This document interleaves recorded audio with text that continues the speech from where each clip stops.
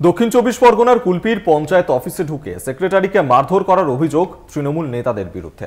প্রাণনাশের হুমকির ভয়ে পঞ্চায়েত অফিসে যেতে ভয় পাচ্ছেন আক্রান্ত সেক্রেটারি। যদিও ক্ষমা চেয়ে গন্ডগোলের নিষ্পত্তি হয়েছে বলেই দাবি তৃণমূল নেতাদের। পঞ্চায়েত অফিসে ঢুকে সরকারি কর্মীকে মারধরের অভিযোগ তৃণমূল নেতা ও তার অনুগামীদের বিরুদ্ধে।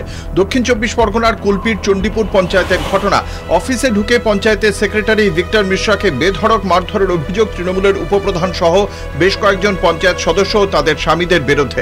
মারধরের পাশাপাশি নিয়মিত দেওয়া হচ্ছে প্রাণনাশের হুমকিও। মারধরের ভিডিও ভাইরাল হতেই শুরু হয়েছে বিতর্ক, যদিও ভিডিওর সত্যতা যাচাই করেনি কলকাতা টিভি। প্রধান সাহেব ছুটে আসে, এসে আমাকে প্রধানের ঘরে ডাকে। আমি প্রধানের ঘরে যখন যাই, প্রধানের ঘরে যাওয়ার আগেই উনি ঘর থেকে বেরিয়ে এসে আমার ধাক্কাধাক্কি করে, প্রচুর মারধর করে। তার সঙ্গে কিছু সাঙ্গপাঙ্গ ছিল, মেম্বারের স্বামী, কিছু মেম্বার।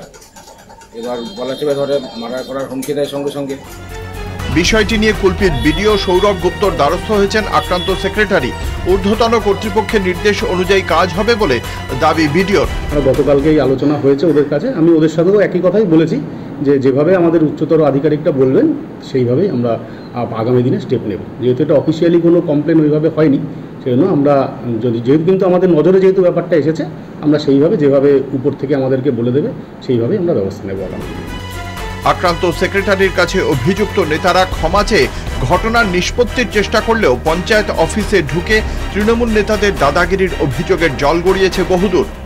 আমাদের উপপ্রধান সেক্রেটারির কাছে অন্যায় স্বীকার এবং হাত জোড়ে করে ক্ষমা স্বীকার করে। তখন সেক্রেটারি সাহেব হঠাৎ বলে উঠলো যে আমি ওদের বিরুদ্ধে কোনো অভিযোগ করতে চাই না বলে একটা মুজলেখা আইসি সাহেবের কাছে দিলেন, দিয়ে চলে এলেন। আমি ওনাকে আশ্বস্ত করতে পেরেছিলাম যে বিগত দিনে বা এরকম ঘটনা যে ঘটেছে, যাতে আর এরকম ঘটনা পুনরায় না ঘটে সেটা নিশ্চিত করে আমরা দায়িত্ব নেব। কুলপিতে তৃণমূল নেতাদের দাদাগিরির অভিযোগে সোচ্চার বিরোধীরা। আমাদের পার্টিতে মমতা বন্দ্যোপাধ্যায় বারবার বলেছেন এই সমস্ত ঘটনার সঙ্গে পার্টি দূরে থাকবে এবং একই সঙ্গে কঠোরভাবে প্রশাসন এবং পুলিশ ব্যবস্থা নেবে। সেটা প্রত্যহ আমরা দেখছি।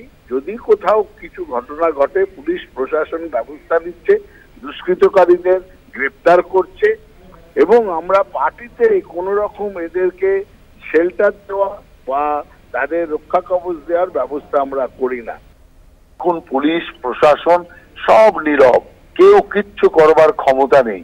অর্থাৎ এই যে লুটেরা বাহিনী, এই লুটেরা বাহিনীর দৌরত্ব চলছে বলেই পঞ্চায়েতের সচিবও মুক্তি পাচ্ছে না বা স্কুলের হেডমাস্টারও মুক্তি পাচ্ছে না, সাধারণ মানুষও মুক্তি পাচ্ছে না।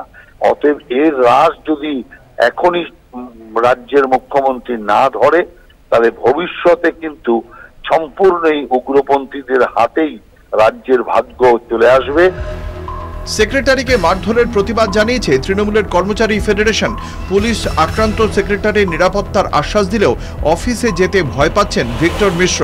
আপাতত অভিযুক্ত উপপ্রধানকে পঞ্চায়েত অফিসে যেতে নিষেধ করা হয়েছে। কুলপি থেকে কোয়েল মণ্ডলের রিপোর্ট, কলকাতা টিভি।